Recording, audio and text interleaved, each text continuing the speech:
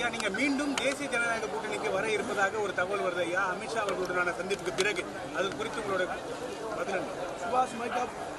மத்திய உள்துறை அமைச்சர் மாண்புமிகு அமித்ஷா அவர்களை டெல்லியில் சந்தித்து மரியாதை நிமித்தமாக நான் சந்தித்தேன்.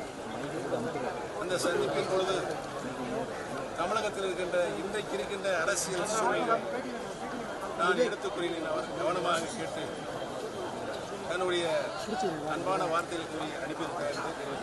ஒருங்கிணைப்புக்கான முன்னெடுப்பு ஏதாவது எடுக்கப்பட்டதா? அனைத்து இந்திய அண்ணா முன்னேற்ற கழகத்துடைய புரட்சி தலைவர் எந்த நோக்கத்திற்காக இந்த இயக்கத்தை உருவாக்கினார்களோ, மாண்புமிகு அம்மாவின் இந்த இயக்கத்தை வரலாற்று சிறப்பாக மிக உயர்ந்த இடத்தில் யாராலும் வெல்ல முடியாத இயக்கமாக இந்த இயக்கத்தை நிலைநிறுத்தியிருந்தார்கள். அந்த நிலை மீண்டும் தமிழகத்தில் உருவாக வேண்டும் என்பதுதான் கழகத்தினுடைய அடிப்படை தொண்டர்களின் எண்ணம், நிலைப்பு. தமிழகத்தில் இருக்கின்ற பொதுமக்களுடைய கருத்தாகவும் அது இருக்கிறது என்பதை தெரிவித்திருக்கிறேன்.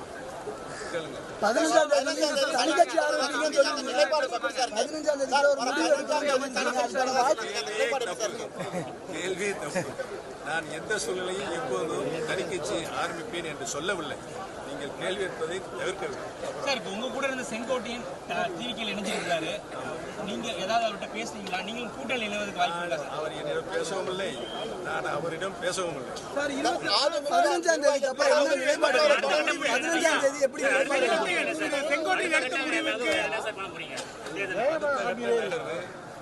கழகத்தினுடைய தொண்டர்கள் எண்ணப்படிதான், தமிழக மக்களுடைய எண்ணப்படிதான் இருக்கு.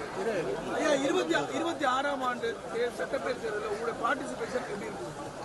இதுக்கு அவசரப்படுறது 4 மாசம் பொறுத்திருக்க நல்ல செய்தி. அதிமுக நிர்வாகிகள் பலர் திமுக தொடர்ந்து நினைச்சுக்கிட்டே வராங்க. அதிமுக நிர்வாகிகள் பலர் திமுக நினைச்சுக்கிட்டே வராங்க. நாடுங்க அது. யார் வேணாலும் எங்க வேணாலும்